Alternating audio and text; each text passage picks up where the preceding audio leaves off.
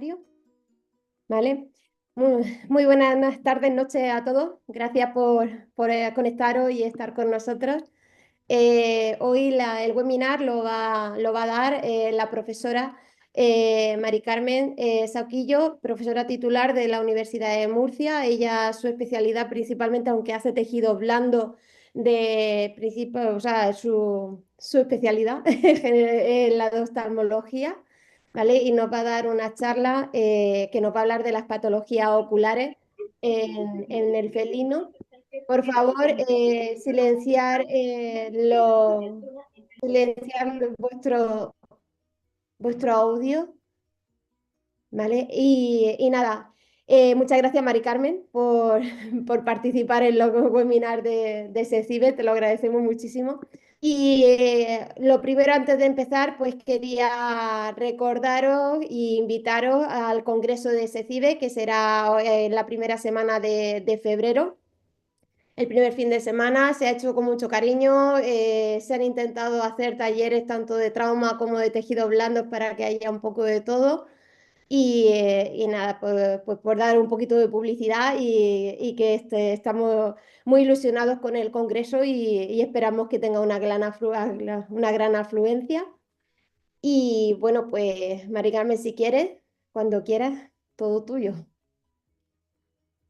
Muy bien. Hola Juan y buenas noches a todos. En primer lugar, pues agradecer esta oportunidad que me dais para poder hablaros un poquito de las patologías oculares felinas.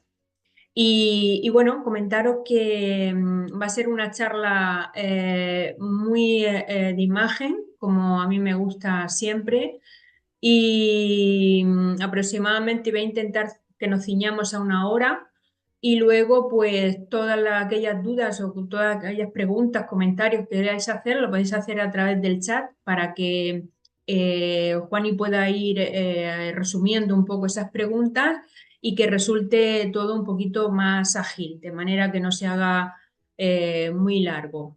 Entonces, bueno, he elegido este tema cuando me propusieron realizar este webinar.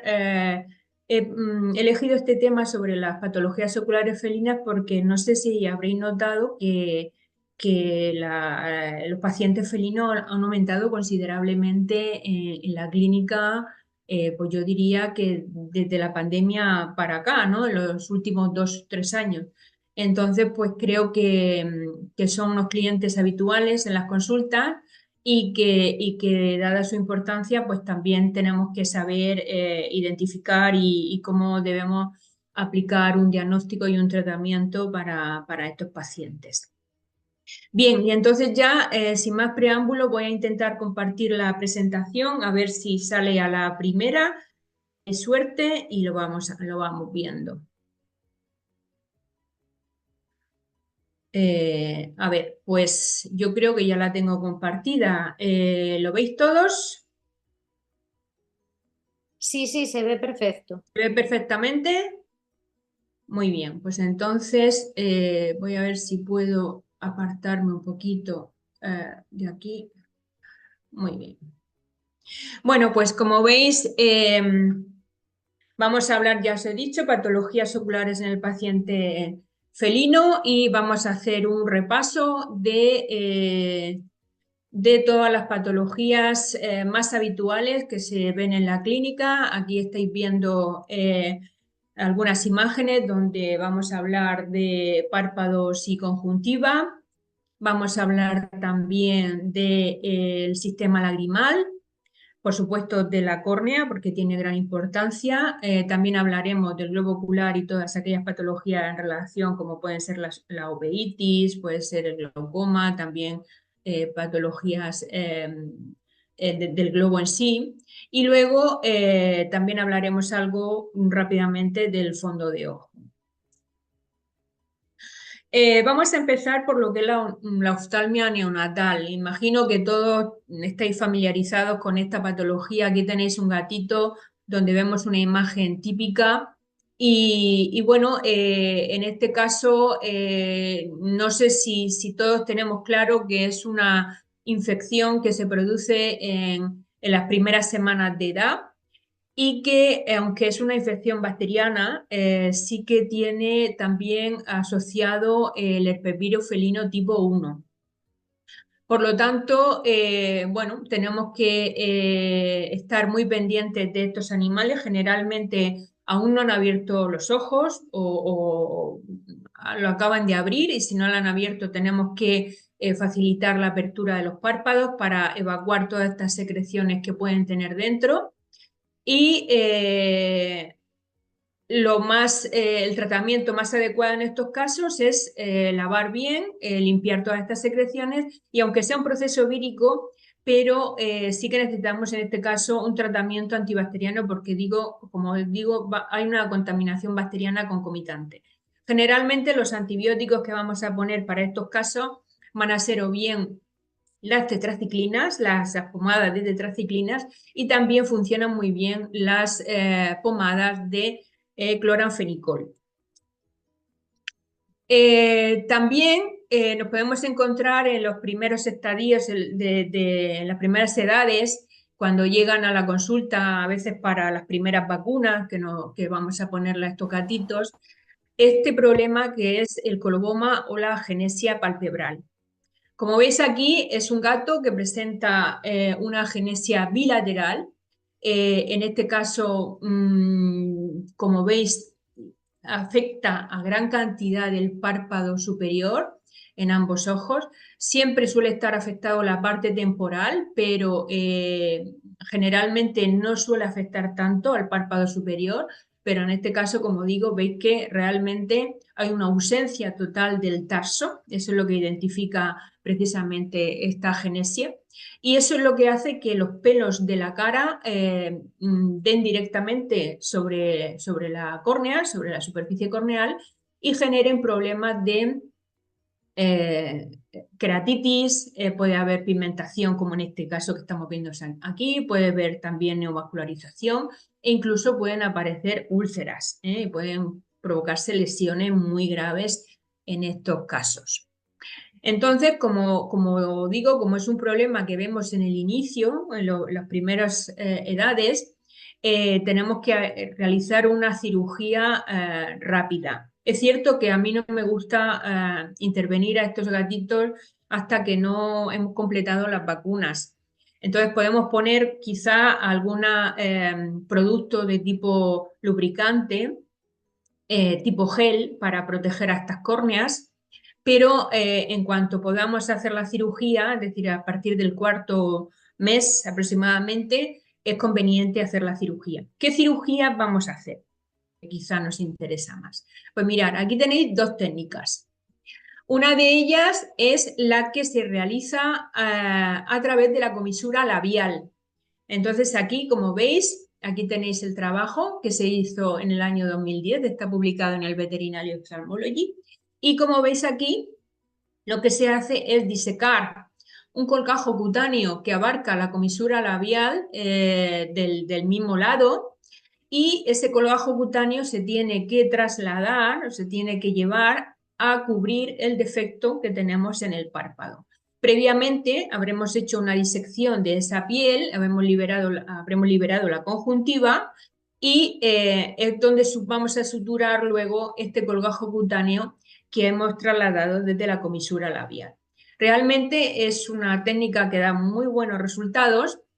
Se puede hacer bilateral, pero en algunos casos yo no la realizo porque me he encontrado animales que tienen problemas de gingivitis o que tienen mucha infección en la boca, y entonces en esos casos no me gusta utilizar esta técnica.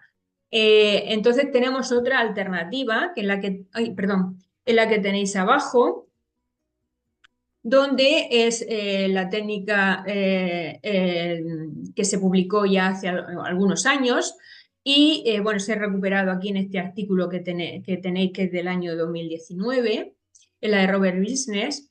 Y como veis, lo que se hace es un colgajo cutáneo alejado del párpado inferior, y este colgajo cutáneo también, mediante traslación, se va a llevar al párpado superior. Aquí veis cómo queda después de la cirugía. También se puede hacer bilateral, y el resultado al cabo de unos días, todavía no hemos quitado los puntos, pero también ofrece unos resultados muy favorables. Es decir, que tanto una técnica como otra se puede utilizar para resolver este problema de párpados. El entropión es también frecuente, quizá no es tan frecuente como en el perro, pero también lo podemos ver en algunas ocasiones, se puede ver igualmente en el párpado inferior o en el párpado superior. Y aquí, para estos entropión sí que responden muy bien a la técnica convencional de Hot-Celsus. Entonces veis este gatito donde efectivamente los pelos de la cara, de la piel, están rozando directamente sobre la córnea. Fijaos cómo ha provocado una opacidad ya muy grave de la córnea con pigmentación incluso, que le puede provocar incluso la ceguera, porque la córnea no es transparente. Y vemos cómo haciendo la técnica de Hot-Celsus, pues el resultado es bastante satisfactorio. Solamente algunos detalles, la técnica la conocéis y no voy a insistir mucho en ella, pero solamente algunos detalles.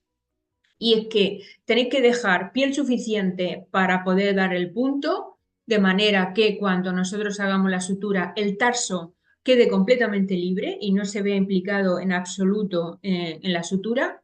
Y luego cuando hagamos estos puntos también tenemos que dejar los cabos largos y siempre orientados hacia afuera, hacia el exterior, para que tampoco el hilo vaya a rozar sobre la córnea. Son pequeños detalles que simplemente para que os sirvan y los tengáis en cuenta. Respecto a las neoplasias, pues bueno, también es frecuente que veamos algunos tumores a nivel de párpados, luego veremos también algún caso a nivel de globo ocular, pero también en párpados, mirar aquí este gatito que ya tenía bastante edad y bueno, por miedo, como siempre, a que la cirugía no fuera, bueno, pudiera tener un resultado, un desenlace fatal, pues no querían anestesiarlo y fueron dejando que ese tumor fuera creciendo, creciendo y al final, fijaos, lo curioso es que detrás de este tumor de párpados teníamos un globo ocular completamente normal. Entonces, bueno, yo os invito a que no demos lugar a esta situación y a que no dejemos crecer los tumores nunca hasta estos niveles. Aquí tenéis otro caso donde había un carcinoma, era una gatita de capa blanca o capa clarita, que se ve como no solo tenía esta lesión a nivel del ángulo medial de los párpados, sino que también tenía algunas lesiones, por ejemplo, en el borde de la oreja. Entonces, cuando hicimos la cirugía de esta parte, que por eso sé que es un carcinoma porque hicimos biopsia, también quitamos la parte que tenía en el borde de la oreja y de momento la gatita está muy bien. Y en este otro caso me llamó la atención porque si os dais cuenta es un tumor asociado o adherido a la cara interna de la membrana nictitante. Pero curiosamente este tumor, bueno, lo extirpamos, el dueño no quiso hacer biopsia, no quiso hacer anatomía patológica, pero se extirpó y el resultado lo tenéis abajo en el ojo del gato, todavía se ve un punto por aquí y el resultado de momento también es bastante bueno. En cuanto a las conjuntivitis, volvemos otra vez de nuevo al herpes. El herpesvirus va a estar siempre relacionado con patologías oculares, desde cachorritos. En primer lugar, este herpes va a provocar una primoinfección en los animales más jóvenes. Ya hemos hablado de la oftalmia neonatal, pero también puede provocar estas conjuntivitis, como veis aquí. Por ejemplo, estos dos gatitos eran hermanos, eran de la misma camada y los dos venían con estas conjuntivitis, estas secreciones que veis también a nivel nasal, también tenemos algunas secreciones y bueno, pues teníamos un caso de una rinotraqueitis infecciosa felina con sintomatología ocular también.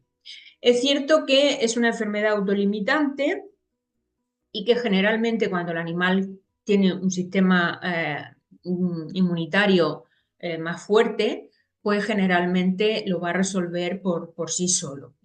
No obstante, nosotros pues tenemos que apoyar un poco con un tratamiento para estas conjuntivitis, sobre todo para que no provoque ninguna ulceración a nivel de la conjuntiva, para tratar estas descargas, para que el ojo esté más confortable. Y fijaos aquí en este otro caso, donde tenemos incluso una hiperemia conjuntival muy marcada, tenemos también una quemosis, pero bueno, tenemos que estar muy pendientes de estos casos para que efectivamente no progrese a algo más grave. Es cierto que el virus, bueno, puede quedar en estado de latencia, es decir, después de tener esta primoinfección que hemos dicho de gatitos, los gatitos puede crearse o puede quedarse en estado de latencia, puede quedar acantonado y generalmente se van a quedar acantonados a nivel de los ganglios trigémino y también a nivel de ganglio ciliar y del ganglio pterigopalatino. Ahí es donde quedan de una manera silente y esperando la oportunidad para en otro momento volver a reactivarse. Aquí tenéis otra alteración muy frecuente también en los gatos jóvenes, que los vemos cuando llegan a la consulta, y es el simblefaron. Y el simblefaron, aquí estáis viendo una imagen donde, bueno, tiene distintas presentaciones, a veces muy leve y a veces muy grave, llegando a estar fusionado lo que es la conjuntiva palpebral con la conjuntiva vulvar y el tercer párpado también puede estar implicado e incluso puede haber como una conjuntivalización de la superficie corneal, de manera que produce una ceguera total porque esta córnea no es transparente y por lo tanto no hay visión.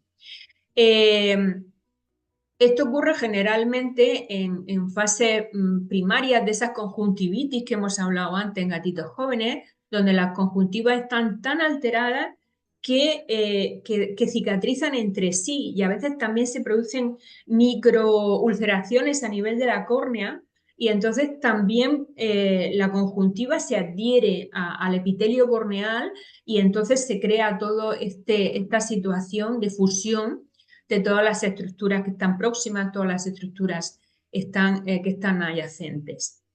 Es una cirugía complicada, es una cirugía difícil.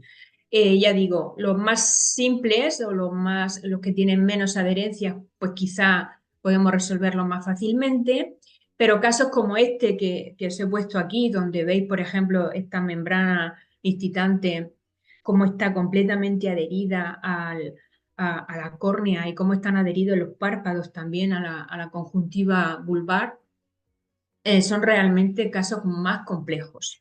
Entonces hay que advertirle al propietario o al tutor, como se dice ahora, hay que advertirle de que puede ser una cirugía que no sea una sola intervención, sino que sean varias intervenciones, que luego requiere un tratamiento postoperatorio con mucha implicación por parte del propietario. Y entonces lo que yo estoy haciendo ahora es una técnica descrita por Algoever, por Ingrid Algoever, que es para la conjuntiva aberrante en conejos. Esta técnica la escribió ella y como veis aquí lo que hacemos es cortar estas adherencias conjuntivales que tenemos, cortarlas en varios fragmentos y luego generar una sutura desde el exterior que atraviesa el párpado y implica también a esa conjuntiva que hemos seccionado en distintas porciones. Entonces, de esa manera hacemos unos puntos que quedan hacia afuera y lo que pretendemos es de esta forma retraer esa conjuntiva hacia el limbo conjuntival y que no vuelva a cubrir de nuevo la córnea. A ver, os voy a poner aquí un caso que hicimos para que veáis más o menos el resultado. Entonces aquí tenéis, es el mismo gatito de antes y como veis voy a echar hacia atrás a que veáis el caso. Este era el caso. Fijaos cómo tenemos aquí la conjuntiva adherida y cómo después de la cirugía hemos retirado toda esa conjuntiva que estaba adherida a la córnea, toda esa fusión de la membrana incitante. Como veis ahora, la membrana incitante está totalmente libre. Y estos puntos que entran, como digo, desde el exterior de los párpados, atraviesan completamente el espesor del párpado y vamos a sujetar esa conjuntiva que hemos retirado y la vamos a unir aquí al fornis conjuntival.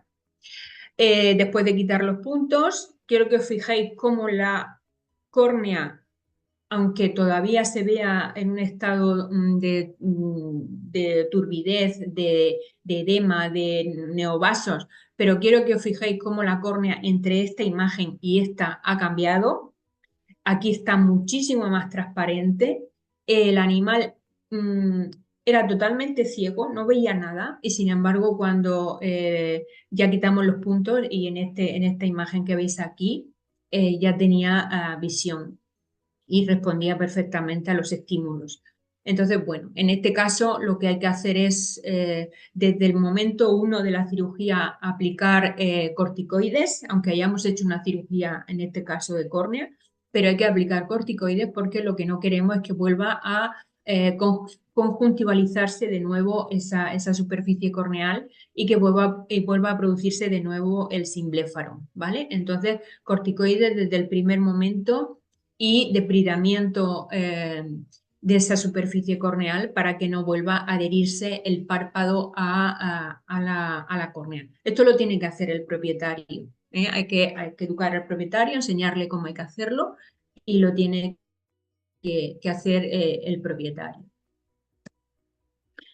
Bien, también nos encontramos que este virus puede producir también en esa conjuntivalización o en esa adherencia entre las conjuntivas, puede producir también el cierre de los orificios lagrimales. Entonces, fijaos, aquí tenemos unos gatitos donde estaréis acostumbrados a ver que frecuentemente que vienen a la consulta porque el propietario dice que le lloran mucho los ojos.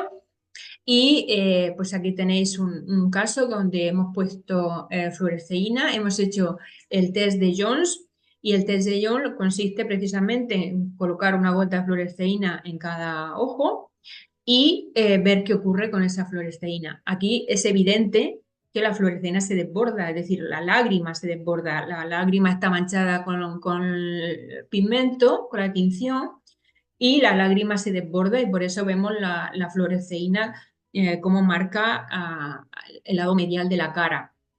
Y en esta otra imagen lo que tenéis que fijaros es como en este caso no hay nada de salida de fluoresceína a través del ollar y en este otro ojo sí que mancha el ollar porque es la forma normal de evacuarse la lágrima, siempre a través de los conductos lagrimales que terminan en los ollares.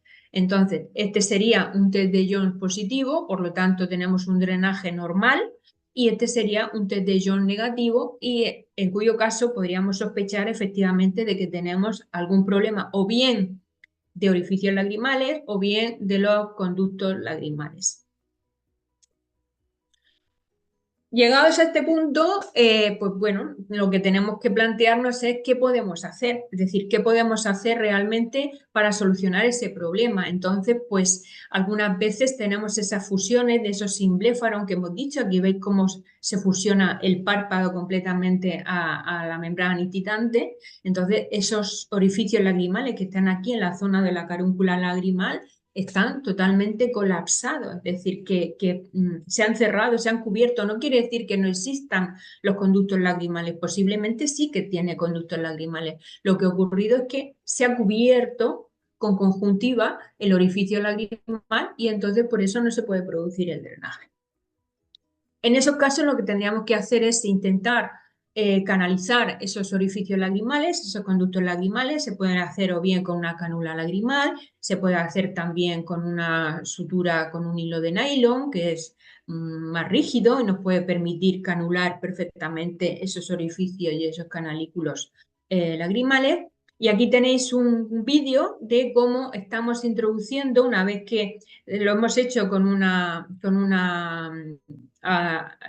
catéter de venoclisis muy finito, y lo que estamos introduciendo ahora, como veis, es suero fisiológico y estamos viendo cómo empieza a salir por los hollares. Muchas veces lo que ha ocurrido es que estos conductos o estos orificios a veces se obstruyen, se cierran o están como una tubería totalmente colapsados, y simplemente haciendo un flushing, como estamos haciendo aquí, con suero fisiológico, pues limpiamos estos conductos, y posteriormente lo que haremos será aplicar pues un tratamiento con antiinflamatorio generalmente, no hace falta antibiótico, solamente antiinflamatorio para favorecer la limpieza de estos conductos. Bien.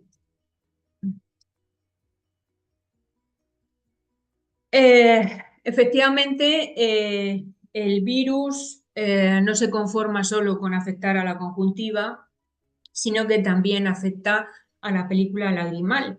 Y afecta a la película lagrimal porque afecta tanto a la glándula lagrimal, por lo tanto, al componente acuoso de la lágrima, como también a las células caliciformes de la conjuntiva.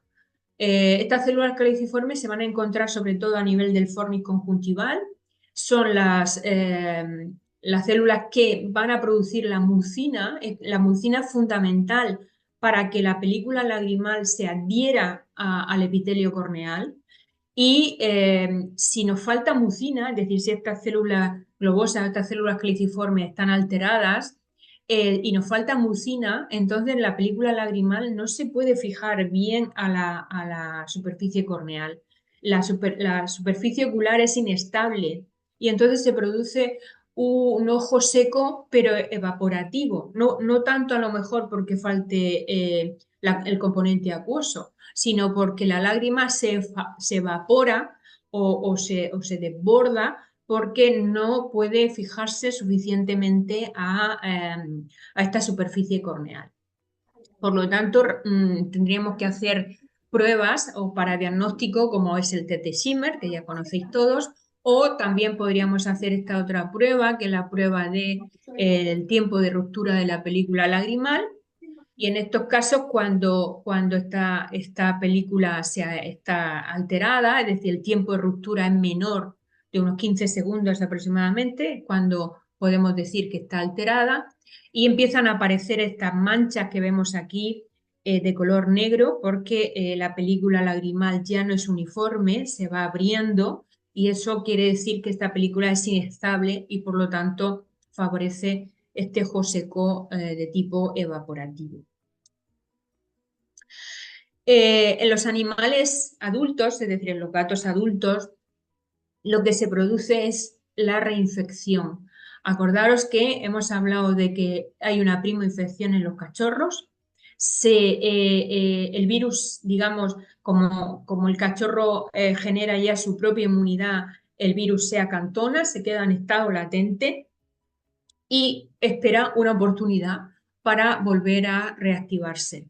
Pueden aparecer formas subclínicas o pueden aparecer unas unos síntomas más evidentes a nivel ocular. Y, por ejemplo, una de las principales síntomas que vamos a hacer es una queratitis estromal crónica, que ahora veremos, y se debe principalmente a una respuesta inmune a los órganos del virus que hay en la córnea. Entonces lo vamos a ver porque se manifiesta por esta queratitis, estos neovasos superficiales que se producen formando un entramado vascular, a veces muy potente, sobre la superficie corneal. Y como digo, es una respuesta inmune, igual que tenemos respuestas inmunes de otro tipo, en el caso, por ejemplo, de la leishmania o tal, pues aquí ocurre exactamente igual con el virus, en este caso afectando directamente a la córnea.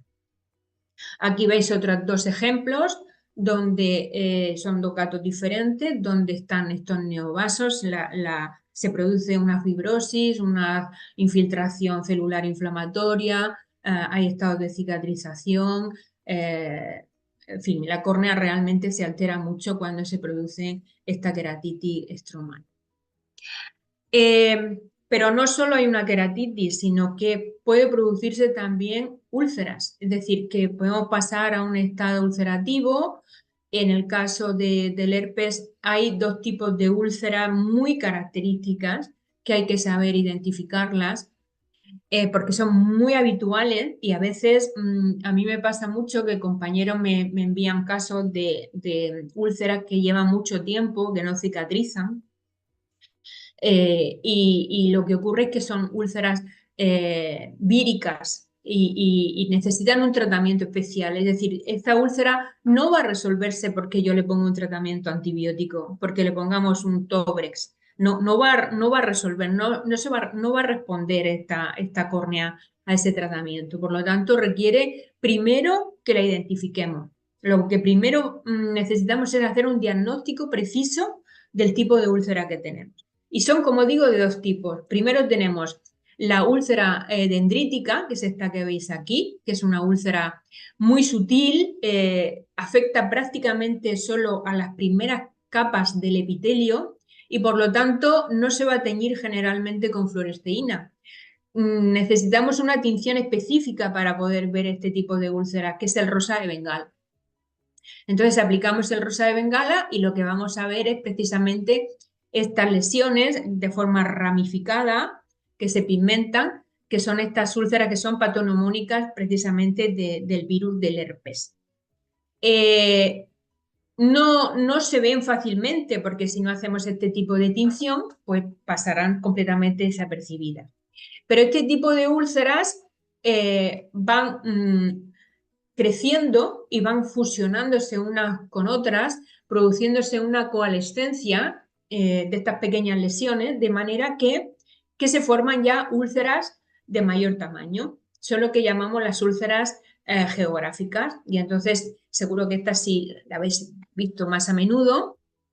Y también hay que destacar que tenemos un borde perfectamente de la lesión, perfectamente marcado, que le damos aquí, pero sin embargo la fluoresceína cuando la ponemos filtra por debajo de ese borde y va más allá de lo que tenemos marcado o demarcado como úlcera, porque filtra por debajo de ese epitelio que está desprendido, de ese epitelio que está suelto. Aquí hemos hecho un azul cobalto para destacarlo mejor, y luego, después que hemos hecho un debridamiento de todo ese epitelio, que es un epitelio enfermo, que necesariamente tenemos que quitarlo absolutamente todo para que esa úlcera cicatrice, una vez que hemos hecho un debridamiento, lo que hemos obtenido es esta lesión o esta úlcera corneal que abarca, como veis, completamente toda la superficie corneal. Es decir, que el gato ha venido así, hemos teñido con fluoresceína y una vez que hemos hecho el debridamiento, ahora veremos cómo, hemos obtenido una lesión infinitamente mayor. Pero esto es necesario hacerlo para que la úlcera cicatrice. Aquí tenemos otro caso donde estáis viendo cómo aparece la úlcera sin teñir, cómo se ve muy superficial. En principio aquí hay un poquito de neovascularización superficial y en un intento de esta córnea de intentar reparar esa úlcera. Son úlceras que llevan días, a veces meses de evolución.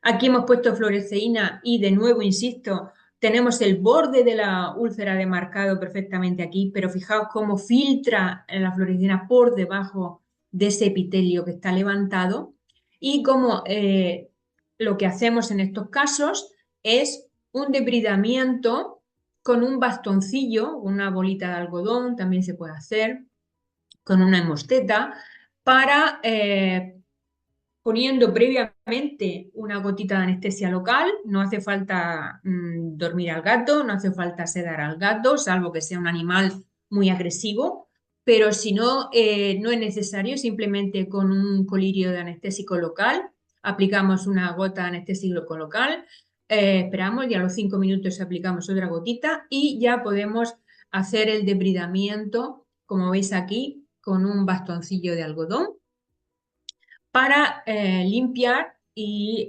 todo ese epitelio que está desprendido y todo ese epitelio que está suelto. Debemos ser muy enérgicos al hacer esto porque es como si hiciéramos un revulsivo sobre la córnea para que el epitelio nuevo que se va a generar desde los extremos de la lesión, desde los bordes de la lesión, vaya poco a poco avanzando, generando ese epitelio nuevo, ese epitelio sano, que permita infiltrarse de nuevo en el estroma y que haga que el epitelio ya sea estable y no vuelva a producirse la úlcera, ¿vale? Aquí veis, por ejemplo, cómo después de haber debridado también esta úlcera, pues de nuevo es toda la córnea lo que suele estar afectada por este tipo de úlceras de bordes desprendidos o de úlceras superficiales crónicas, que también se llaman así.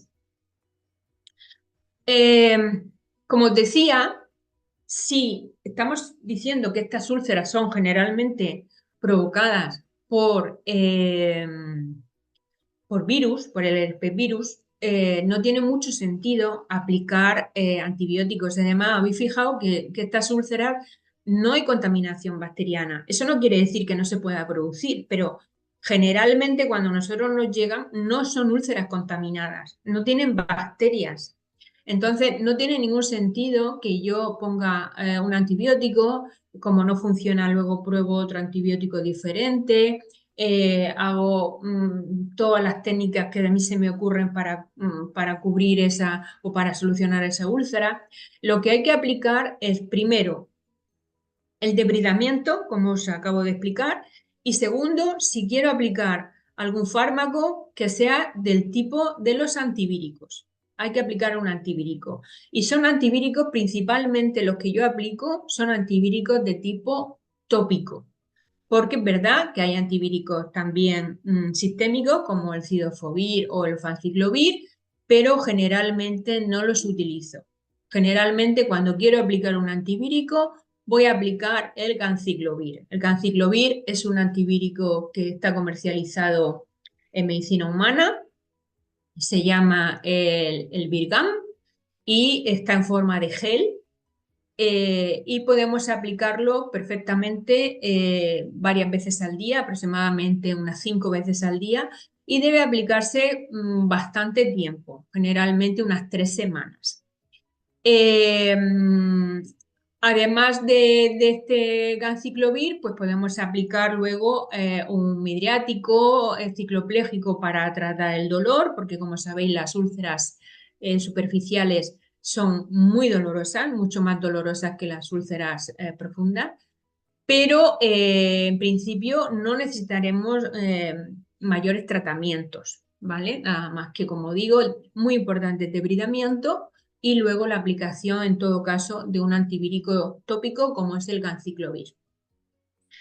En ocasiones, estas úlceras, como digo, que en principio no son úlceras infectadas, pueden contaminarse y pueden dar lugar a problemas más graves. Aquí tenéis, este es un gatito que venía de una protectora de animales, entonces, pues claro, las condiciones en las que viven estos animales pues no son todo lo favorables que querrían y había sufrido una perforación de la córnea y aquí se ve perfectamente, bueno, los dos ojitos están afectados, los dos ojitos tienen conjuntivitis, secreciones, pero en este caso había llegado a perforarse la córnea y teníamos un prolapso de iris.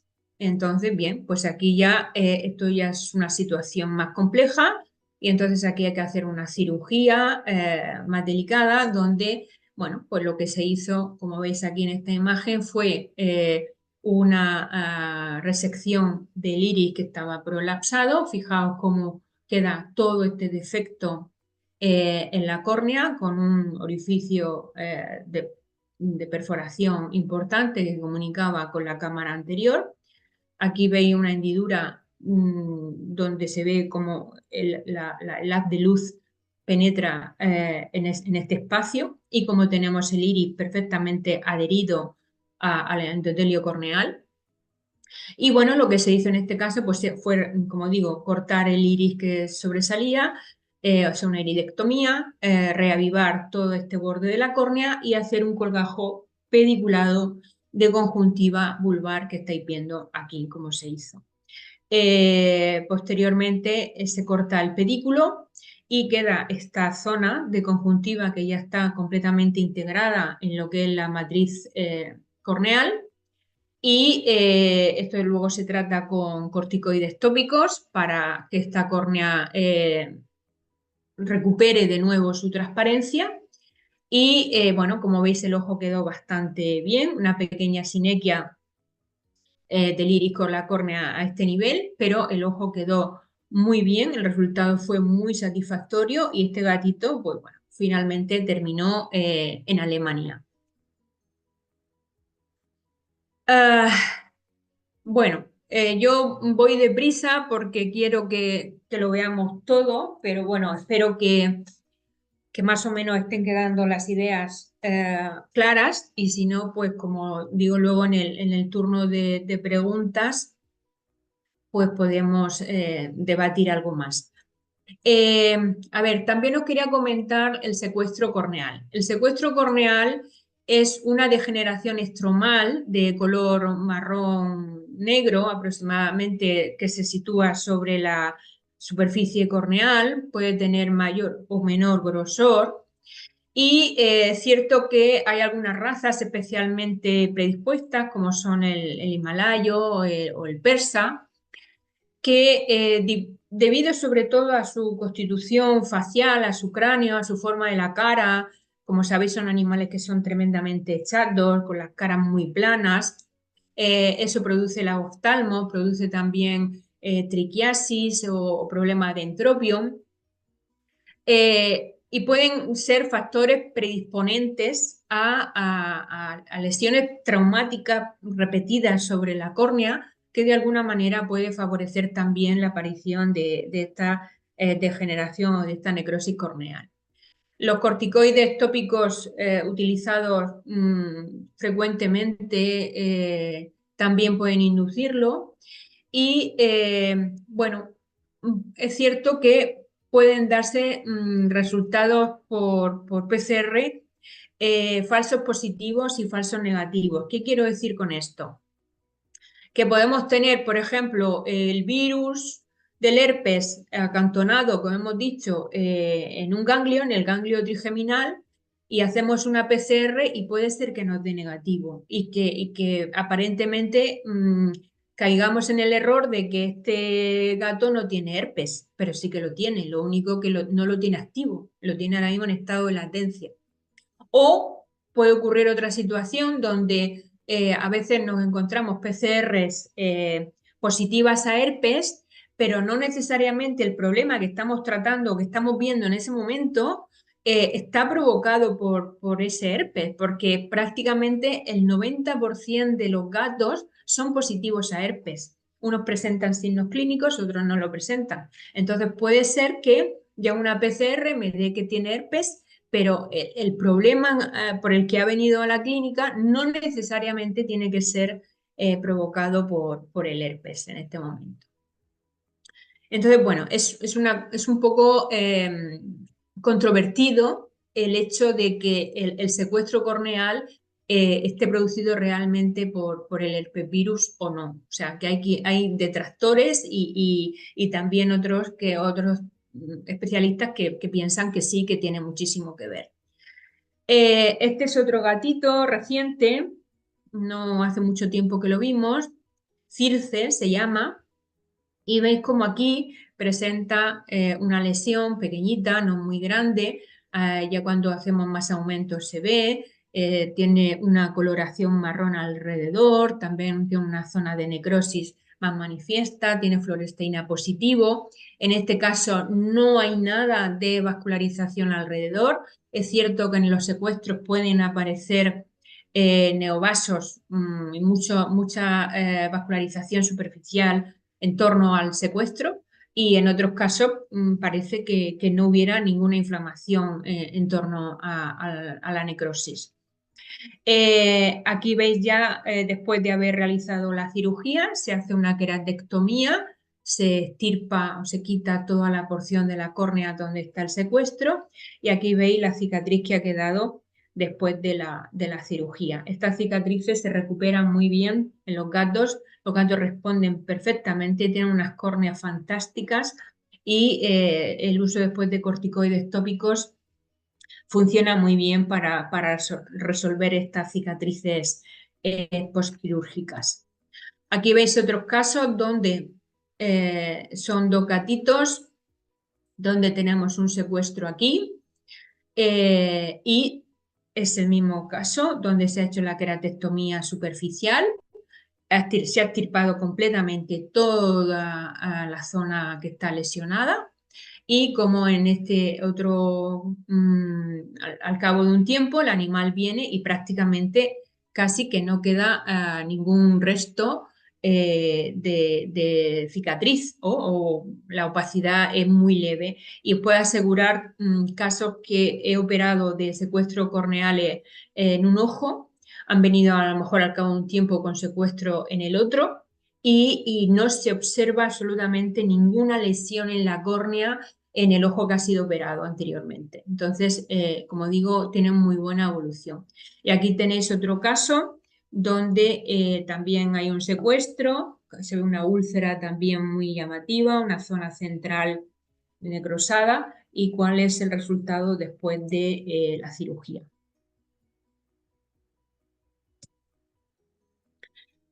Si el secuestro corneal felino lo veíamos como un cuerpo negro que se sitúa sobre la superficie corneal, la queratitis eosinofílica es lo contrario, es algo que vemos sobre la córnea con un aspecto como de degradación, parece como un queso de untar, como si la córnea se estuviera derritiendo y lo que vemos es un aspecto blanquecino rosáceo que también si ponemos fluoresceína se tiñe, es fluoresceína positivo.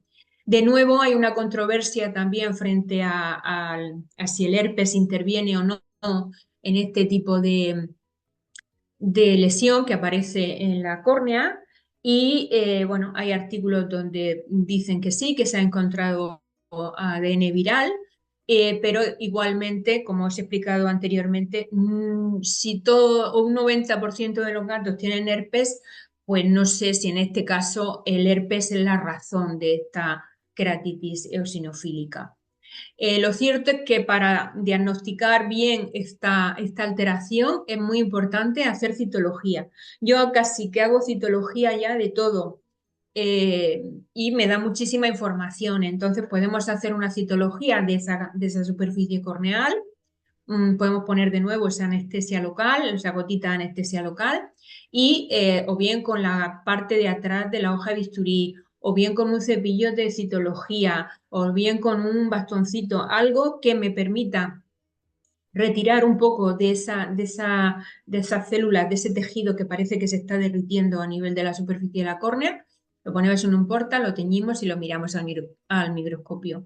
Y lo que vamos a ver sobre todo son células inflamatorias y vamos a ver también muchos eosinófilos, neutrófilos, y esto es un signo inequívoco de que lo que tenemos es esta queratitis eosinofílica que también podemos ver frecuentemente en estos animales. Aquí veis un caso de cómo se ve esta.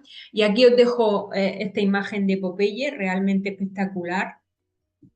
Era un gato que vino con los dos ojos, bueno, como lo veis en esta situación. El animal no podía valerse por sí mismo, era un animal que vivía en semilibertad, salía a la calle y tal, pero claro, con esta situación que se presentaba, era un peligro dejarlo salir porque el animal realmente no tenía visión. Bueno, pues este es el resultado. Os aseguro que es el mismo gato. Este es el resultado después del tratamiento. Entonces, ¿cómo se trata estas queratitis eosinofílicas? Pues se tratan o bien con inmunomoduladores de tipo ciclosporina o tacrolimus, o bien también con corticoides tópicos. Yo utilizo mucho los corticoides tópicos. Ya sé que me vais a decir o vais a pensar, pero a ver si es un virus. Bueno, es un virus, pero el tratamiento en este caso son los corticoides tópicos. A pesar de que además si ponemos fluoreceína, es fluoreceína positivo. Es de los pocos casos donde siendo fluoreceína positivo vamos a poner corticoides, ¿vale? Utilizo pomada de dexametasona. Hace años se utilizaba el acetato de mengestrol, pero no se utiliza actualmente porque tiene muchos efectos secundarios y, bueno, una de las cosas que podía provocar era diabetes. También podemos encontrarnos a veces como consulta o de forma anecdótica o vienen a otra cosa a la clínica y nos fijamos en los ojos. Bueno, yo por lo menos como tengo este defecto de que antes de mirar al animal lo primero que hago es mirar los ojos, pues siempre detecto cosas y entonces podemos encontrar esta mineralización cálcica estromal, que es un proceso degenerativo de la córnea. Y bueno, como veis, pues se acumula calcio, cristales de calcio, pueden dar formas distintas y ahí es una queratitis realmente porque veis que hay neovasos, o sea que hay una inflamación en la zona, pero bueno, realmente son pequeñas lesiones, a veces muy insignificantes sobre la córnea, que no le afectan a la visión y tampoco produce gran malestar, por lo tanto yo no suelo tratar estos problemas. A ver, esta patología es una patología difícil, es difícil y es muy insidiosa. Es la queratopatía bullosa o la distrofia endotelial. Lo que se producen, como veis aquí, son 4 casos distintos. Son edemas y bullas de líquido, realmente. Fijaos en esta hendidura, con una lámpara de hendidura, cómo se ve aquí la bulla, o aquí, realmente se destacan muy bien. Se produce un edema muy intenso de la córnea. Lo que hay es una distrofia del endotelio corneal y esa distrofia acumula líquido en el estroma que lo hace, va progresando hacia el epitelio y termina manifestándose en estas bullas epiteliales que luego se rompen y producen úlceras, y producen también úlceras muy, muy dolorosas. ¿Cómo se resuelve esta queratopatía bullosa? Pues se resuelve, bueno, hay distintas técnicas, que si una, yo lo diré, sustituyendo el endotelio, por ejemplo, que me parece una técnica muy compleja, excesivamente compleja. Se puede hacer trasplante de córnea trasficiante completo. En fin, hay distintas intervenciones quirúrgicas, pero yo os puedo decir mi experiencia, y en mi experiencia una de las técnicas que mejor resultado dan es el recubrimiento con la membrana anistitante. Yo lo hago así, de esta forma que veis aquí. Luego os voy a poner algún otro ejemplo donde recubro con la conjuntiva, con la membrana anistitante y la uno a la conjuntiva vulvar. Doy 3 puntos en U, como veis, y bueno, esto lo hago porque además de que es una técnica que creo que funciona muy bien para muchas cosas, lo avala este artículo que tenéis aquí, de 2016, donde pues se trabajó esta técnica sobre distintos gatos que presentaban esta patología con muy buenos resultados.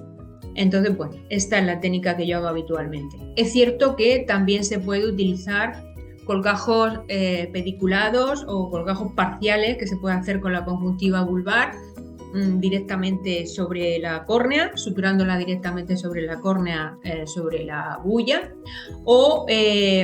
y también se puede usar a la vez el empleo de pomadas de cloruro sódico, es decir, esta pomada que la conoceréis, que es la antiedema. También la suelo aplicar cuando tengo esta queratopatía bullosa, ¿vale?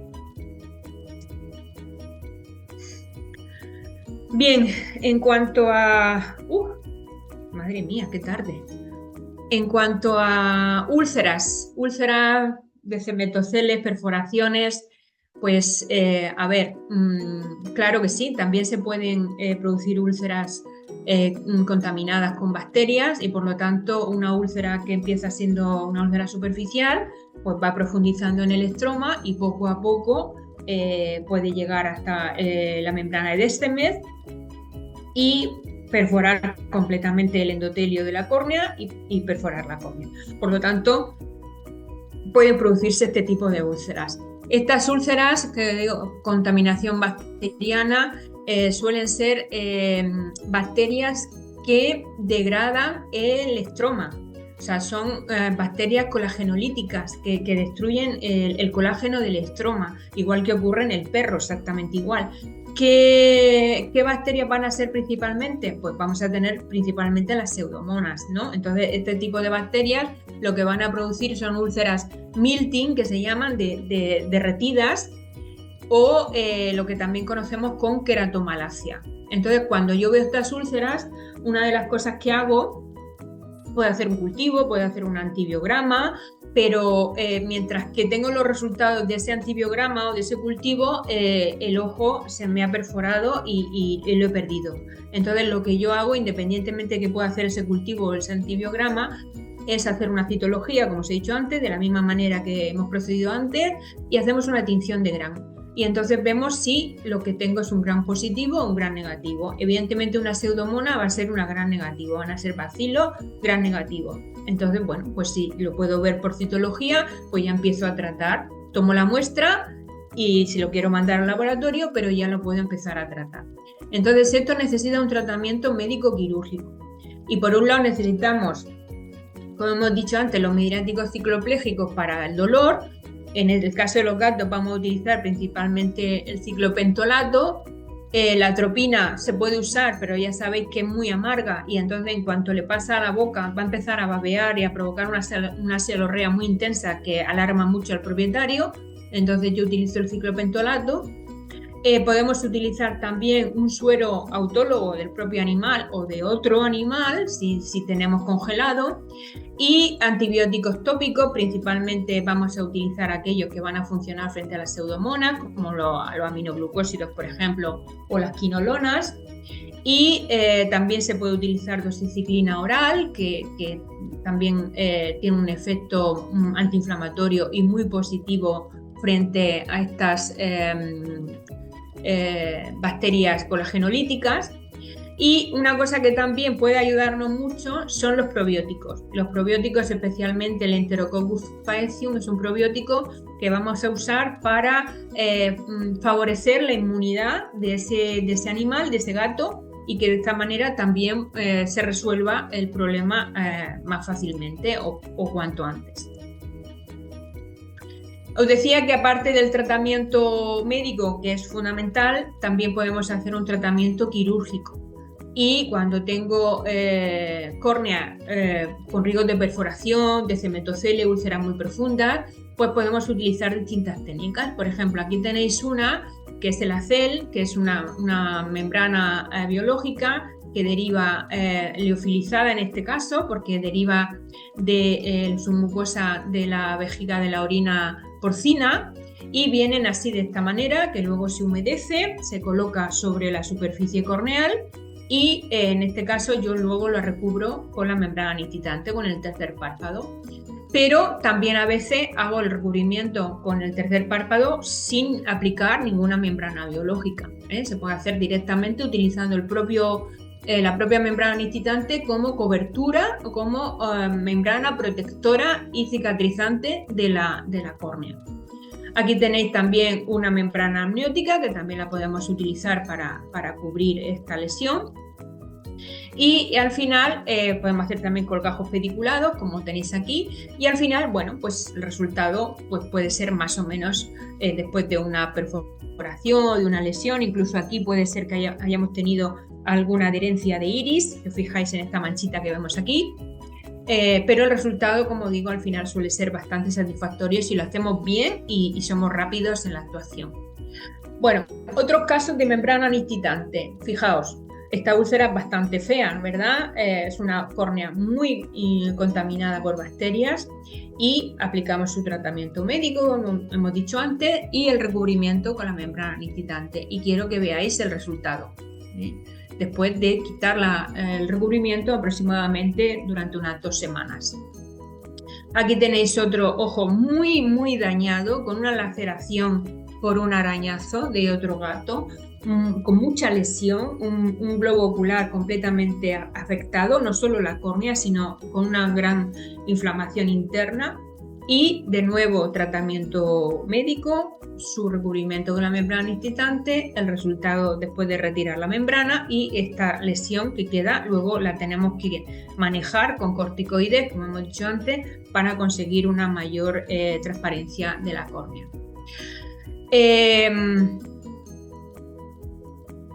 A ver, llevamos más o menos 1 hora. Juani, ¿estás por ahí? ¿Hola? Sí, Mari Carmen, es que estaba dándole al audio, no, dime. Nada, que intento ir todo lo deprisa que puedo, pero me estoy dando cuenta que tengo muchísimo material. Entonces, yo puedo seguir o puedo cortar cuando me digáis. De momento, si no me dicen lo contrario, yo sigo.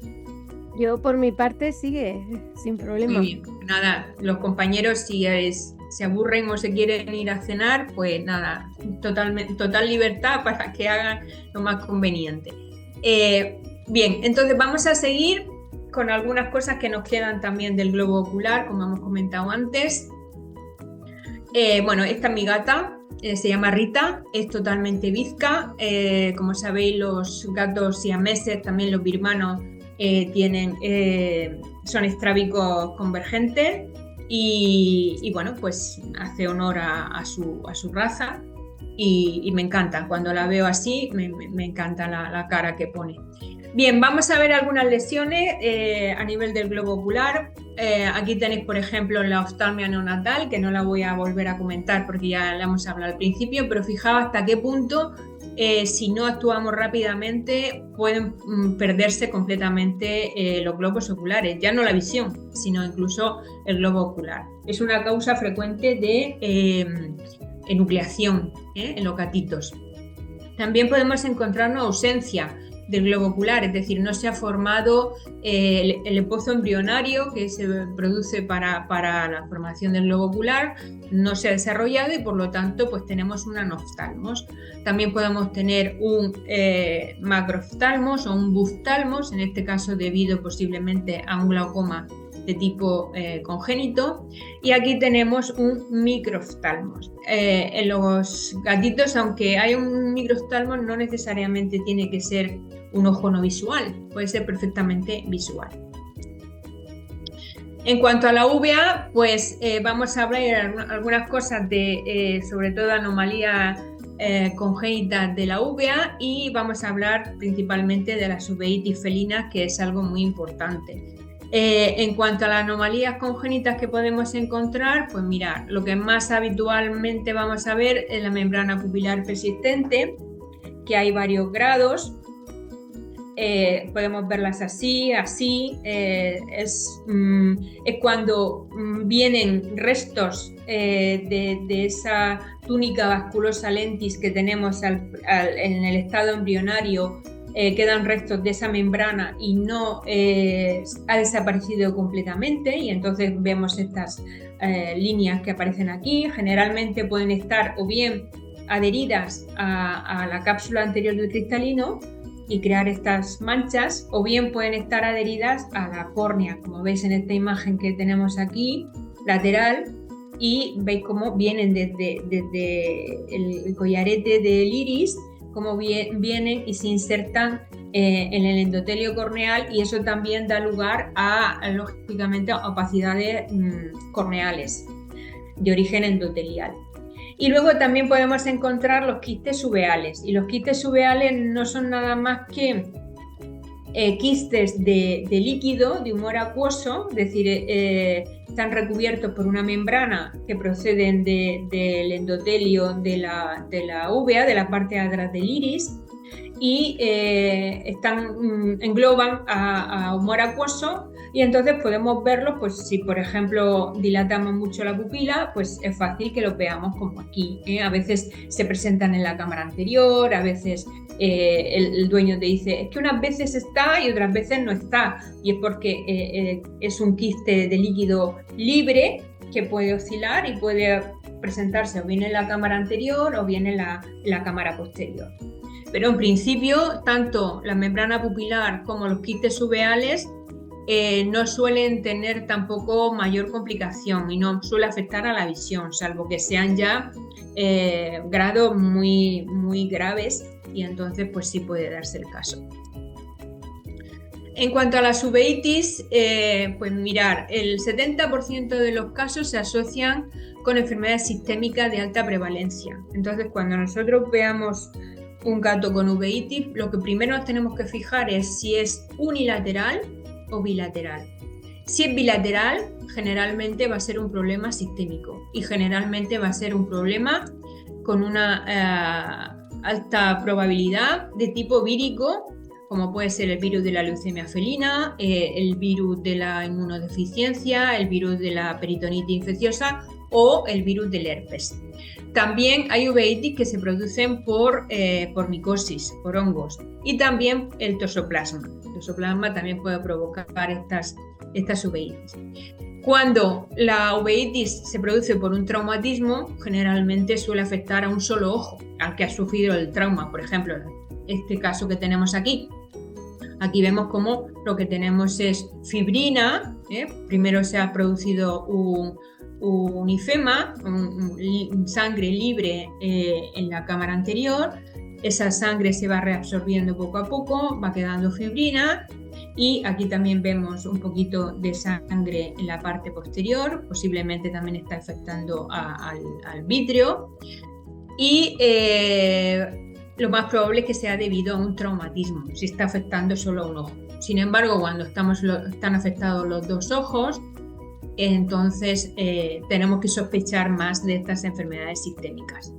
¿Qué vamos a ver? Pues eso, ifema, hipopio, un tindal positivo, un edema de córnea a veces muy, muy fuerte. Podemos ver precipitados queráticos, que son estas manchas que aparecen aquí sobre el endotelio corneal. Rubeosis del iris, como en este caso que vemos aquí o aquí, donde el iris está tumefacto, se ve que está inflamado, puede cambiar incluso de color. Miosis es lo más habitual, un dolor muy intenso también, y la presión intraocular generalmente en una uveitis pura va a estar bajita. Pero lo que no podemos olvidar que una uveitis aguda va a provocar muchos detritus celulares, muchos sudados inflamatorios, muchas células inflamatorias, y todo esto puede colapsar el ángulo iridocorneal y puede producirse una uveitis hipertensiva, es decir, a consecuencia precisamente de esa uveitis se tapona o se colapsa el ángulo iridocorneal, y por lo tanto, si no ponemos un tratamiento urgente y rápido, puede derivar en un glaucoma secundario. Entonces hay que tener en cuenta que de una presión intraocular baja podríamos pasar a una presión intraocular alta, y el origen siempre es la uveitis, no hay que perder esto de vista, porque habría que tratar la hipertensión, pero poner tratamiento para la uveitis. Mirar aquí, una cosa que me preguntan mucho los compañeros: ¿cuándo diferenciar entre melanosis y melanoma? A ver, una melanosis de iris es solamente una coloración del iris. Y esa coloración, pues en este caso es un iris completamente normal. Este ojo está tranquilo, no hay ningún signo inflamatorio, la pupila es uniforme, la superficie del iris es totalmente regular. Entonces, cuando nosotros vemos todo esto, y si podemos hacer una gonioscopia, es decir, mirar este ángulo iridocorneal para comprobar que tampoco hay obstrucción del ángulo, lo más probable es que simplemente sea un cambio de coloración del iris, es decir, que realmente sea una melanosis. Es decir, esto no va a tener ninguna significancia clínica. El ojo está tranquilo, no hay dolor, no hay malestar, no hay secreción, no está rojo. simplemente hay un cambio de color, entonces no tenemos que darle demasiada importancia.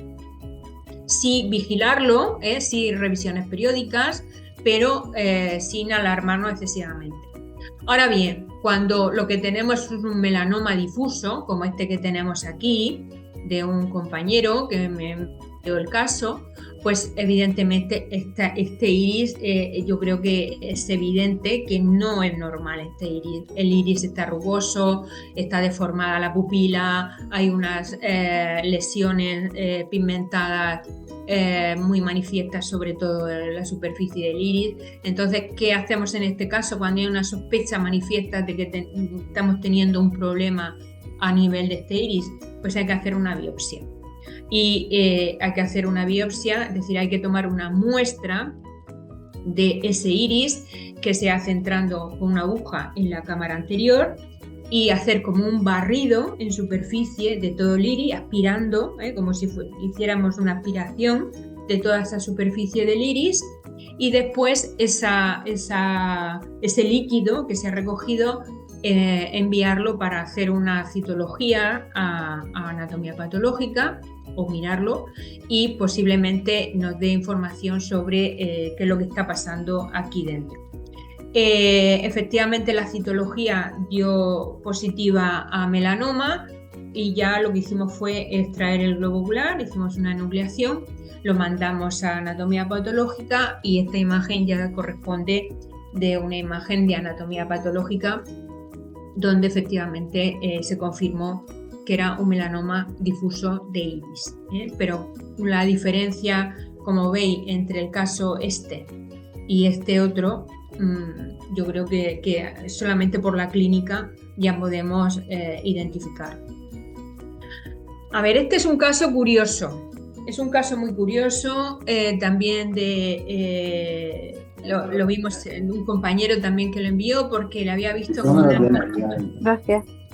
como unas manchas que parecían cataratas en los dos ojos, y cuando yo lo vi, pues sospeché de que se trataba de un parásito que es el Encefalitozón cuniculi, es decir, es un parásito que afecta principalmente al conejo y que además es una zoonosis, es decir, que también nos afecta a nosotros y que también pueden darse en otros animales, pero que es un parásito, digamos, intrínseco de los conejos. Si los gatos han tenido contacto con estos animales, o las personas que hemos tenido contacto con estos animales, como digo, también podemos contagiarnos nosotros. Entonces se le hizo una serología y efectivamente dio positivo, a mirar aquí el título que nos dio, y dio positivo a esto que es un hongo, exactamente un hongo. Entonces, ¿cuál es el tratamiento de esta lesión o de esta uveitis junto con una catarata? Pues principalmente lo que tenemos que hacer es tratar con febendazol a 20 miligramos por kilo a cada 24 horas durante 3 semanas, y después, una vez que ya hemos hecho ese tratamiento, si queremos podemos tratar la catarata haciendo una facoemulsificación. Pero, como digo, el origen es un parásito que hay que llevar mucho cuidadito con él porque es una zoonosis. Las cataratas en los gatos también las podemos ver, igual que en los perros, y también podemos ver distintos estadios. Aquí no me voy a extender mucho. Aquí podemos ver una catarata bastante madura, donde no nos permite ver el fondo de ojo.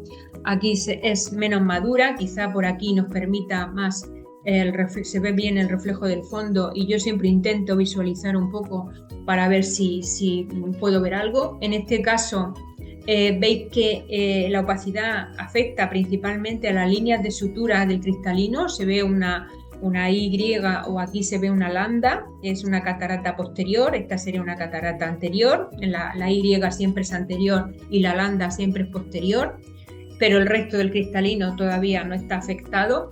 Pero las cataratas en los animales, pues bueno, hay que hacer su analítica de sangre correspondiente para comprobar que no hay ninguna otra enfermedad sistémica que pueda provocar la catarata.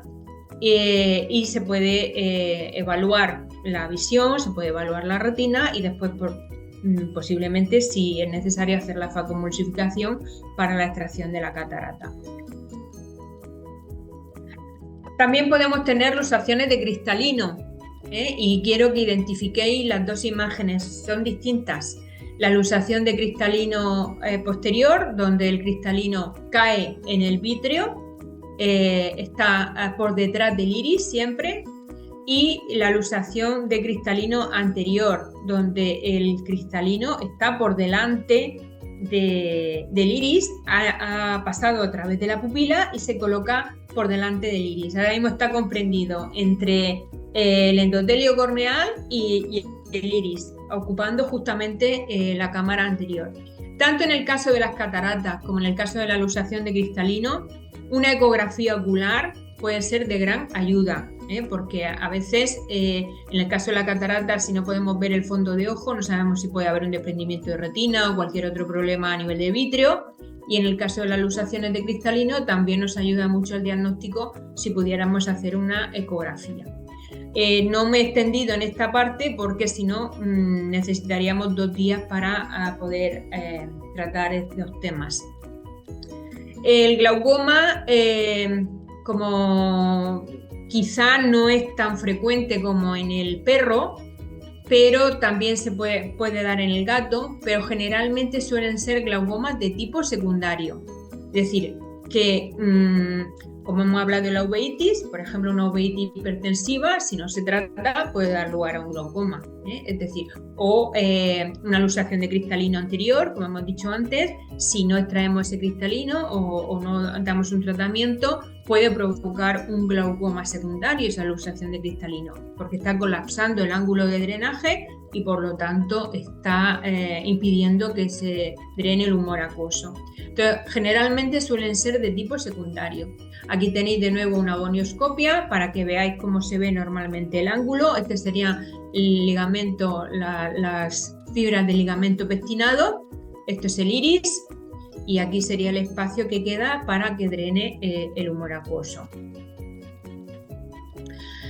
Ya nos queda poquito, estamos terminando ya.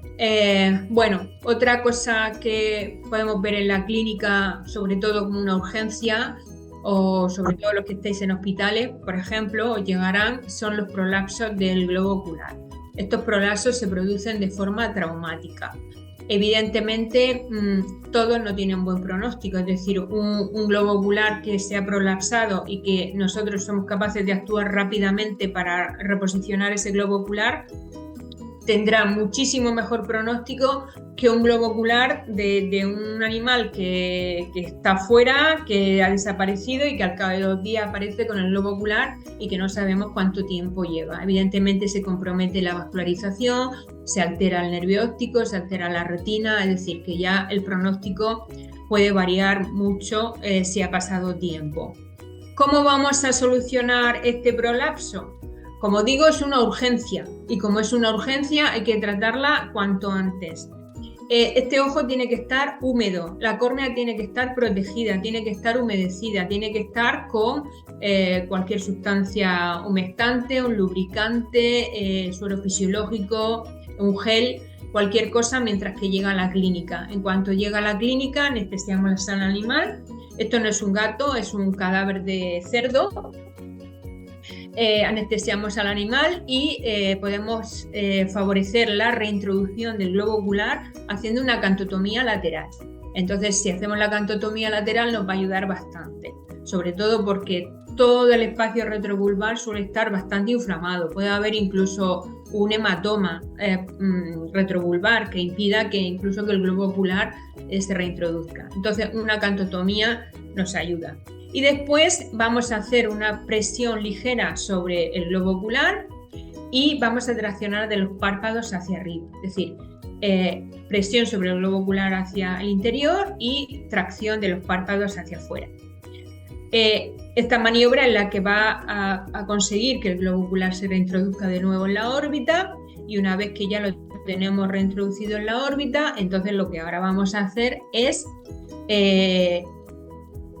si encontráis, si veis trabajo, en algunos casos vais a ver una sutura de los párpados, pero yo no hago nunca sutura de los párpados porque creo que la medicación no podemos ponerla si tenemos los párpados suturados. Y este ojo necesita mucha medicación y sobre todo por la uveitis traumática que se produce. Es decir, los fracasos que muchas veces tenemos después de haber introducido un globo ocular prolapsado ocurren porque nos olvidamos que tenemos un traumatismo ocular severo y una uveitis muy grave. Y hay que tratar esta uveitis. Entonces, si yo cierro los párpados, no puedo medicar este ojo. Entonces, ¿yo qué hago? Pues, de nuevo, utilizo un recubrimiento con la membrana aniscitante. Y entonces, una vez reintroducido, pongo el colgajo de la membrana aniscitante, mis 3 puntos en U a la conjuntiva vulvar, dejo los párpados abiertos y esto me permite medicar este ojo con un midriático, como hemos dicho, para dilatar la pupila, con antiinflamatorios tópicos, con un antibiótico de amplio espectro, es decir, con todo lo que considere necesario para tratar el problema. Bien, tumores. Pues tumores de globo ocular, de nuevo tenemos situaciones muy dramáticas que no deberíamos consentir que esto se produjera. En estos casos, pues lo que vamos a hacer son la nucleación, y no solo en el caso de los tumores, sino también cuando tenemos traumatismos oculares con pérdida de sustancia, donde ya no podemos recuperar el globo ocular, cuando tenemos glaucomas irreversibles, es decir, todo esto también requiere una nucleación. Ahora bien, cuidado con la nucleación. La nucleación todo el mundo la sabe hacer, todo el mundo está capacitado para hacerla, pero se han descrito muchos casos de ceguera del ojo contralateral después de haber realizado una nucleación. ¿Y por qué? Porque se produce una tracción excesiva del pedículo cuando se hace la nucleación, del pedículo del nervio óptico, la arteria y la vena, y eso hace que al traccionar del nervio óptico se traccione del quiasma y por lo tanto lesione también las vías visuales del otro ojo. Entonces no es necesario hacer una ligadura del pedículo, no es necesario, se puede simplemente clampar con un mosquito, es una hemostasia preventiva, se hace angiotripsia y mientras retiramos el resto de los anejos de lo que son los bordes de los párpados, el tercer párpado, la carúncula lagrimal, todo esto es suficiente para que el mosquito haga la hemostasia. Después retiramos la hemostasia y ya suturamos toda la parte que queda dentro de la órbita. Insisto, no traccionéis del pedículo porque podéis provocar ceguera del otro ojo. Y luego tenemos las patologías orbitarias. A ver, aquí por ejemplo tenéis un caso que se publicó en el Veterinary Ophthalmology de un gatito que llegó así a la consulta con este ojo, esta imagen que veis. Y bueno, después de mucho tratamiento, muchas idas y venidas, al final desarrolló un desprendimiento de retina. En la ecografía quiero que veáis la diferencia entre el ojo normal y el ojo con el problema orbitario. Aquí veis cómo tenemos esta zona de aquí y donde tenemos la estrellita. Esta estrellita que veis aquí coincide con este acceso que teníamos a nivel escleral. Y este acceso escleral lo provocó una espiga que veis aquí señalada, marcada, que no me preguntéis cómo llegó ahí, pero que realmente todo esto que vemos aquí es una espiga que entró en el globo ocular, hizo un acceso retrovulvar y bueno, esto ocasionó todo este desastre que veis. Estas lesiones retrovulvares también ocurren pues no solo por cuerpos extraños como espigas o material como veis aquí, por ejemplo, que es una espina, aparece también. A veces también ocurre por espinas de pescado, por huesos que entran a través de la boca y a veces nos encontramos pues una tumefacción detrás del último molar en la arcada superior. Y bueno, en algunos casos, pues si vemos que realmente hay una lesión a ese nivel o sospechamos de que puede haber una zona tumefacta en esa zona, pues podemos hacer una punción, podemos hacer incluso una punción con un bisturí para hacer un drenaje. Y en este caso de este gatito, pues efectivamente lo que teníamos aquí genera una fístula y al final pues extrajimos de esa zona este trozo de, no sé, parece como un resto vegetal también, que posiblemente le entró por la boca. Bien, en cuanto al fondo de ojo, a veces habrán llegado gatos a la consulta que dicen que de repente se han quedado ciegos, ¿no? Entonces, pues aquí lo que tenemos que sospechar sobre todo son desprendimiento de retina.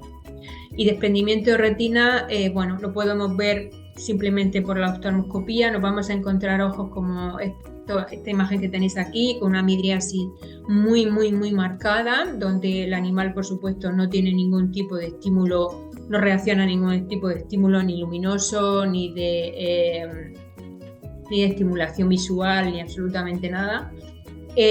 Lo podemos ver por oftalmoscopía, como estamos viendo aquí, donde se ve perfectamente estos pliegues de la retina en un desprendimiento de retina, o aquí, como veis, esta bulla que se ve aquí, que es una retina desprendida también.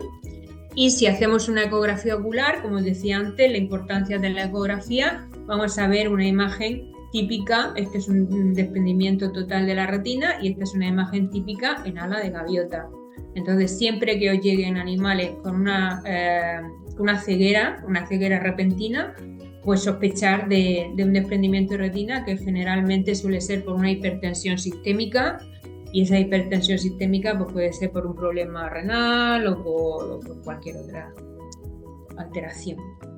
Y bueno, y a veces pues también nos encontramos que esas inflamaciones intraoculares pues pueden afectar también a la coroides y podemos tener hemorragias a nivel de la coroides que se aprecia en el vítreo, también a veces hemorragias a nivel de la retina, y mirar la diferencia que hay del reflejo del tapete en el ojo sano y en el ojo que tiene la hemorragia y la corioretinitis. Entonces, que esto también nos sirva como una imagen para daros cuenta que tenemos un problema a nivel del fondo de ojo.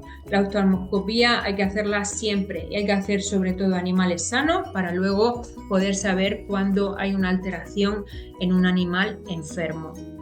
Y bueno, esta era la última imagen que quería poner. He intentado ir muy deprisa para hacer un repaso de todo lo más habitual en la clínica de gatos. Espero que no haya aburrido ni haya agobiado mucho. Y antes de terminar, quería simplemente deciros que, tenemos dos eventos inmediatos. Uno de ellos es un taller que vamos a hacer, un taller de cirugía, que aquí tenéis el programa, que vamos a hacerlo el 17 de enero en los quirófanos de la unidad docente de cirugía en Murcia. Este taller es un solo día. Va a haber una parte muy breve de teoría y luego va a haber mucha parte de práctica sobre cadáveres. Y si os interesa, pues por supuesto aquí tenéis cómo podéis inscribiros a este taller. Y estaremos encantados, tanto Juani como yo, de recibiros y de poder ayudaros en todo lo que podamos. Es un taller de plaza limitada, así que si de verdad os interesa, cuanto antes hagáis la inscripción, mucho mejor. Y luego, pues ya lo que os ha comentado Juani, de que también tenemos el congreso de la SECIBE en febrero, del 6 al 8 de febrero, que va a ser en Madrid. Y que, como digo, hay tres salas, una de pequeños animales, otra de équidos y otra de, Juani, corrígeme, otra de ¿qué? ¿De rumiantes o exóticos? No te oímos, ¿tienes el audio? Perdón, gracias. Trauma, équido y tejido blando. Eso, pues trauma, équidos y tejidos blandos, y entonces pues para todos los gustos, ¿sabes? Así que si os interesa, ahí estamos. Y bueno, ya solamente me queda atender si hay alguna pregunta y encantada de responderos. Mari Carmen, en el chat, Ana te hace dos preguntas. Una por una parte de si podemos encontrarnos un test de Zimmer normal en gatos con déficit de mucina y si el test de Zimmer lo marca la capa acuosa. Sí, el test de Zimmer lo marca la capa acuosa, pero efectivamente, como es la capa acuosa, puede ocurrir que la capa acuosa esté normal, completamente normal, es decir, no hay un déficit de secreción lagrimal, pero tenemos una evaporación de la lágrima. Entonces, podemos tener un ojo seco evaporativo con un Zimmer normal, que es lo que ella me pregunta. Y luego también pregunta que en la cirugía del simbléfaro, en el tratamiento postquirúrgico has comentado de corticoides y debridación por parte del dueño, que es lo que ella ha entendido. Que si podrías explicar exactamente qué tiene que hacer el dueño. El dueño, lo que yo le hago para que lo vea el dueño es con un bastoncito de estos de algodón, como los que hacíamos para el debridamiento de la úlcera superficial crónica. Una vez que yo he retirado quirúrgicamente esa membrana que recubría la córnea, pues yo ponemos la gotita o la pomada de esa metasona y con el bastoncito le hago que remueva todo lo que es la superficie corneal y todo lo que son los fornis conjuntivales para evitar cualquier adherencia de nuevo. O sea, la tendencia de esa conjuntiva es volver a adherirse, porque son dos superficies heridas que están juntas, por lo tanto lo más fácil es que creen adherencias entre ellas. Entonces, como yo no quiero que se produzca de nuevo esas adherencias, pues yo lo que hago es con el bastoncito le explico al dueño cómo tiene que hacerlo en casa y cada vez que le pone la pomada le aplica debridamiento con el bastoncito para evitar que se vuelvan a adherir las conjuntivas. Vale. Ana también pregunta, ¿la melanosis puede aparecer a cualquier edad e ir evolucionando? Sí, puede aparecer a cualquier edad, no tiene por qué ser animales viejos, pueden ser animales jóvenes y por eso es muy interesante hacer las revisiones periódicas. Es decir, yo normalmente a estos gatos lo que le hago son fotos para ver la primera vez que lo veo cómo es y cómo va evolucionando conforme hago las revisiones.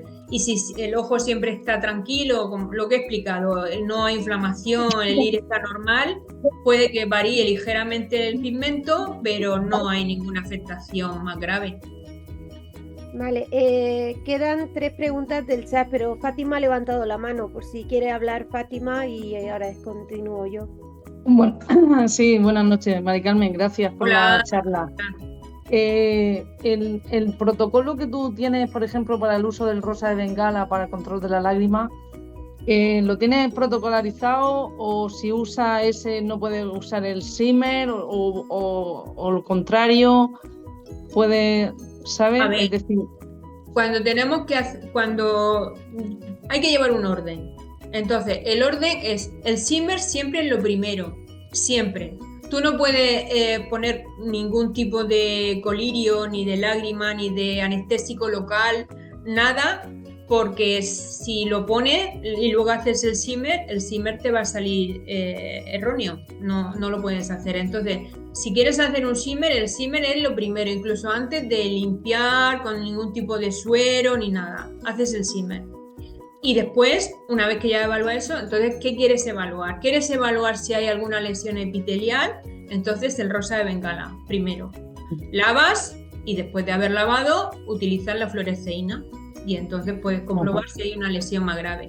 Generalmente, la lesión más grave, cuando pones la fluoresceína, ya la has visto a ojo desnudo.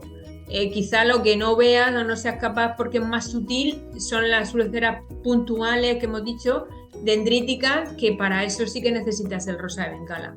Pero por eso primero sería un Zimmer, después sería un rosa de Bengala, si quieres asegurarte, y después sería la fluoresceína. Muchas gracias. Vale, continuando con las preguntas del chat, Mari Carmen Nieves pregunta ¿cuántos días deja la transposición de membrana nictitante en los casos de úlcera profunda o con perforación? A ver, evidentemente todos no son iguales. Por ejemplo, un animal joven, la cicatrización que va a tener esa córnea va a ser muy rápida. Y entonces, pues aproximadamente unas 2 semanas. Yo creo que con 2 semanas es suficiente. Ahora bien, si yo tengo un gato de 16 años, pues posiblemente con 2 semanas no sea suficiente. Y entonces suelo dejarlo hasta 3 semanas. Nunca he dejado ningún recubrimiento más de 3 semanas. Pero sí que oscila entre eso. 2 semanas sí creo que va a ser suficiente porque el animal tiene una buena cicatrización, y 3 semanas si es un animal más mayor o hay una degeneración de la córnea que puede hacer que la cicatrización sea más lenta. Pero puedo asegurar que no se van los puntos ni se va el recubrimiento. Solo lo quito yo a las 2 semanas o a las 3 semanas. Sofía pregunta, ¿los cambios de iris por leucemia, cómo se trataría? ¿Como si fuese una uveitis?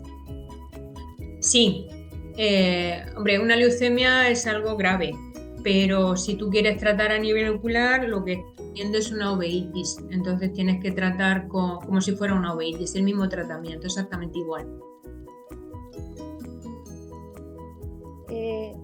Juan pregunta, en las agenesias palpebrales, ¿hasta qué punto es funcional el parpadeo en las aplicaciones, en la aplicación de colgajo de piel? El parpadeo, a ver, ese colgajo que hacemos no tiene que tener ninguna tensión. Y ese colgajo de piel está unido a una parte del párpado que existía, la parte, digamos, más medial del párpado superior. Ese párpado existe, y cuando nosotros hacemos el colgajo, hacemos una conexión con esa parte del párpado. Por lo tanto, la movilidad la va a marcar perfectamente esa parte de párpado que nos queda.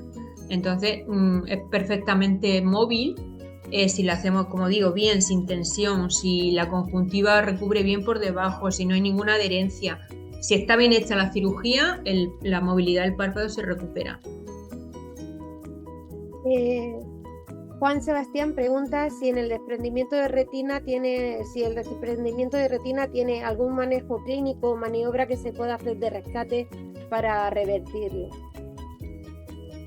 Pues si son desprendimientos bullosos, como uno de los que he puesto, donde no es un desprendimiento total de retina, pues puede que se recupere. Es decir, si yo trato esa hipertensión y pongo tratamiento médico para el problema que ha ocasionado esa hipertensión y lo controlo, pues posiblemente esa retina se vuelve a pegar otra vez. Pero suelen ser los desprendimientos exudativos pequeños.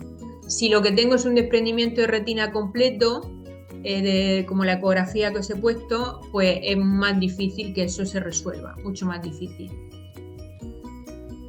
Sofía pregunta si el suero autólogo se podrá utilizar con la nueva ley del medicamento que entra ahora en enero, al ser un preparado que hacemos nosotros. Pues no lo sé porque yo creo que es que ahora no vamos a poder utilizar nada. Ni el suero autólogo ni antibióticos de los que más habitualmente necesitamos. Es decir, vamos a tener muchos problemas para poder tratar a estos animales. Entonces, no lo sé. Todo esto tendremos que ir viéndolo poco a poco y tendremos que ir adaptándonos a la nueva legislación y ver qué podemos solucionar. Nieves te da las gracias por la charla y te pregunta qué tipo de sutura utiliza en la membrana nictitante, si es nylon o qué tipo. Generalmente utilizo un monosin que no se reabsorbe porque la reabsorción que tiene a muy largo plazo, pero no da ningún tipo de reacción secundaria. Y es bastante flexible, pero el nudo también bastante seguro, es decir, no se suelta, y entonces puedo utilizar un 3 ceros aproximadamente, un 3 ceros de un monosync, y va muy bien, suficiente. Óscar, te agradece el haber compartido tus conocimientos y te hace dos preguntas. Por un lado, ¿qué opinas de las inyecciones subconjuntivales de corticoides para la queratitis eosinofílica? Pues en el caso de Popeye, que no lo he dicho, pero en el caso de Popeye yo las utilicé. No las suelo utilizar, es verdad que no las utilizo porque con el corticoide tópico, con la desametasona tópica, generalmente me va muy bien y entonces no suelo utilizarla. Pero en el caso de Popeye, como lo habéis visto, la primera vez que fue a la clínica sí que le hice una inyección subconjuntival de prednisona. Y entonces a partir de ahí empecé con la desametasona tópica, pero sí que la realicé y bueno, yo creo que fue un acierto realmente el hacerlo. Y la otra pregunta que te hace es en el prolapso ocular. Dice que has comentado que no te gusta cerrar los párpados y sí utilizar el flap, que si el flap de membrana nictitante, él asume o entiende que lo fija al párpado superior, ¿no? No, y ya he dicho que el recubrimiento con la membrana nictitante lo fijo a la conjuntiva vulvar. El párpado superior está completamente móvil y completamente libre, para nada se implica en el colgajo, porque lo que yo quiero es que la membrana nictitante quede completamente adherida a lo que es el globo ocular, y para que quede completamente adherida al globo ocular, la única forma de hacerlo es suturándola a la conjuntiva vulvar, es decir, justo a nivel del limbo esclerocorneal, donde termina la conjuntiva vulvar, ahí es donde doy el punto, anclo la membrana y doy 3 puntos en un. Vale, y de momento eso es todo. De momento no hay ninguna pregunta más. No sé si hay alguien que quiera hacértelo directamente. Por lo demás, todos son agradecimientos, Mari Carmen, por la presentación. Bueno, pues yo estoy gratamente sorprendida de ver la cantidad de compañeros que han asistido a la charla. Ha habido un momento donde había 94, me parece que he llegado a ver en algún momento. Yo he llegado a ver 99, Mari Carmen. Con 99, bueno, pues yo me he quedado gratamente sorprendida, lo agradezco muchísimo, de verdad. Y bueno, espero que os haya servido para vuestra clínica diaria con los gatitos. Pues nada, si no hay ninguna pregunta más, terminamos. Pedimos la conexión. Bueno, pues nada, gracias, Juan, y parece ser que es solamente agradecimientos. Muy listo. Muy buenas noches a todos y nos alegramos. Nos vemos. Un abrazo a todos, adiós. Hasta luego. Adiós.